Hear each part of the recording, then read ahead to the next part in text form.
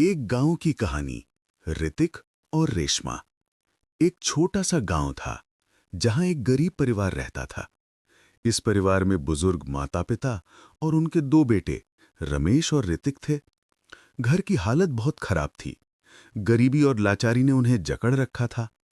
फिर भी रमेश और ऋतिक के मन में बचपन से ही कुछ बड़ा करने का सपना था, लेकिन गरीबी के कारण उनके सपने केवल सपने ही बनकर रह जाते थे। माता पिता ने जैसे तैसे दोनों भाइयों का नाम स्कूल में लिखवाया। रमेश 10वीं कक्षा में था और ऋतिक 7वीं में। स्कूल में पढ़ाई का माहौल अच्छा नहीं था। छोटे होने के कारण कुछ बच्चे उन्हें तंग करते थे और पढ़ाई में ध्यान देना मुश्किल हो जाता था। लेकिन ऋतिक को इस बात का अंदाजा नहीं था कि स्कूल में एक लड़की रेशमा उससे चुपके चुपके प्यार करती थी। रेशमा अपने दिल की बात ऋतिक को कभी नहीं बता पाई। समय बीतता गया और जब बोर्ड के पेपर शुरू हुए, तब रेशमा ने हिम्मत जुटाकर ऋतिक से अपने प्यार का इजहार कर दिया। ऋतिक ने कुछ नहीं कहा और चुपचाप घर चला गया। जैसे जैसे समय बीता, दोनों बड़ी कक्षाओं में पहुंचे। एक दिन जब ऋतिक ने रेशमा की ओर देखा, तो रेशमा का चेहरा खुशी से खिल उठा। ऋतिक का लक्ष्य केवल सफलता पाना था और वो मेहनत में जुटा रहा।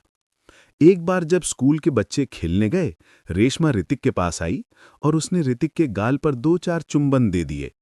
धीरे धीरे दोनों एक दूसरे को समझने लगे और उनका प्यार गहरा होने लगा। 12वीं कक्षा में पहुंचते पहुंचते रेशमा ने ऋतिक से कसम खाई, हम दोनों कभी अलग नहीं होंगे और हमेशा एक दूसरे का साथ देंगे। ऋतिक ने भी कहा, यही तो मैं भी चाहता था। लेकिन ऋतिक की जिंदगी आसान नहीं थी। घर की आर्थिक स्थिति खराब थी, इसलिए वो पढ़ाई के साथ साथ छोटे मोटे काम भी करता था। दोनों ने 12वीं कक्षा पास की और कॉलेज में दाखिला लिया। कॉलेज में उनका प्यार तो कायम था, लेकिन रेशमा धीरे धीरे बदलने लगी। वो ऋतिक से कम बात करने लगी और किसी दूसरे लड़के की ओर आकर्षित होने लगी। ऋतिक ने एक दिन रेशमा से पूछा, तुम इतनी बदल क्यों गई हो? रेशमा ने जवाब दिया, तुम गलत सोच रहे हो, और वो चली गई। कुछ दिनों बाद ऋतिक को पता चला कि रेशमा किसी और लड़के के प्यार में पड़ गई है। उसने रेशमा को बुलाकर प्यार से समझाने की कोशिश की, कस्मों की याद दिलाई, लेकिन रेशमा नहीं मानी। आखिरकार रेशमा ने ऋतिक को छोड़ दिया। ऋतिक का दिल टूट गया। वो रेशमा से बहुत प्यार करता था, लेकिन रेशमा की बेवफाई ने उसे तोड़ दिया। उसकी तबीयत खराब रहने लगी और वो गहरे दुख में डूब गया। रेशमा ने कभी उसका हाल तक नहीं पूछा। उधर रेशमा उस दूसरे लड़के के साथ खुश थी, लेकिन कुछ समय बाद उस लड़के ने रेशमा को धोखा दिया, उसे मारा पीटा और पूरे कॉलेज में उसकी बेइज्जती की। तब रेशमा को ऋतिक की याद आई, लेकिन ऋतिक अब उससे दूरी बना चुका था। ऋतिक ने अपने दर्द को एक तरफ रखा और अपनी पढ़ाई और सपनों पर ध्यान दिया। वो सोचता था कि कैसे वो अपने माता पिता को अच्छा जीवन दे सके। एक दिन उसे 5,000 से 10,000 रुपए की नौकरी मिली। वो रात को नौकरी करता, दिन में पढ़ाई करता और अपने छोटे मोटे काम निपटाता। उसने मेहनत से पैसे बचाए और एक छोटा सा कारखाना खोला। अपने बड़े भाई रमेश को उसने कारखाने की देखरेख की जिम्मेदारी दी। कुछ ही समय में वो कारखाना एक कंपनी में बदल गया। 3 साल बाद ऋतिक एक सफल कंपनी का मालिक बन चुका था। उधर रेशमा को अपनी गलती पर पछतावा हो रहा था। उसे नहीं पता था कि ऋतिक इतना बड़ा आदमी बन चुका है। वो अक्सर ऋतिक के बारे में सोचती और अपनी गलती पर रोती।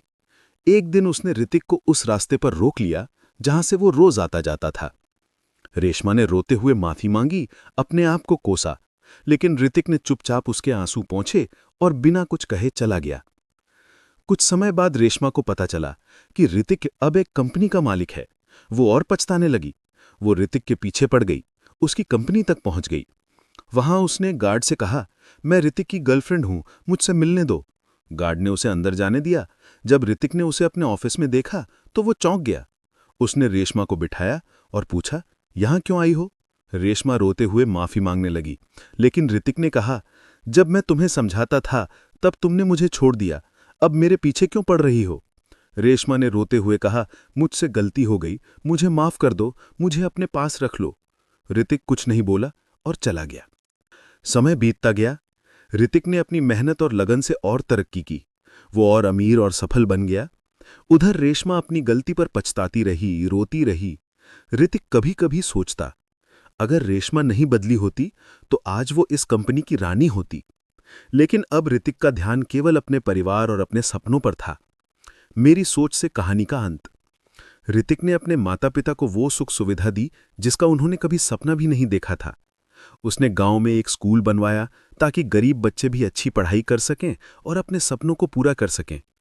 रेशमा ने कई बार ऋतिक से माफी मांगी, लेकिन ऋतिक ने उसे माफ तो कर दिया, पर अपने जीवन में वापस नहीं लिया। उसने रेशमा से कहा, जीवन ने कुछ गलतियां हमें सबक सिखाती हैं। मैंने तुम्हें माफ कर दिया, लेकिन अब मेरा रास्ता अलग है। ऋतिक ने अपने दर्द को अपनी ताकत बनाया और दुनिया में एक मिसाल कायम की। रेशमा, जो कभी उसका पहला प्यार थी, अब केवल एक पुरानी याद बनकर रह गई। और इस तरह ऋतिक ने न केवल अपने सपनों को पूरा किया, बल्कि अपने गांव और परिवार का नाम भी रोशन किया। नैतिक शिक्षा। मेहनत, लगन और सच्चाई इंसान को हमेशा ऊंचाई तक ले जाती है, जबकि धोखा और बेवफाई केवल पछतावे का रास्ता दिखाती है।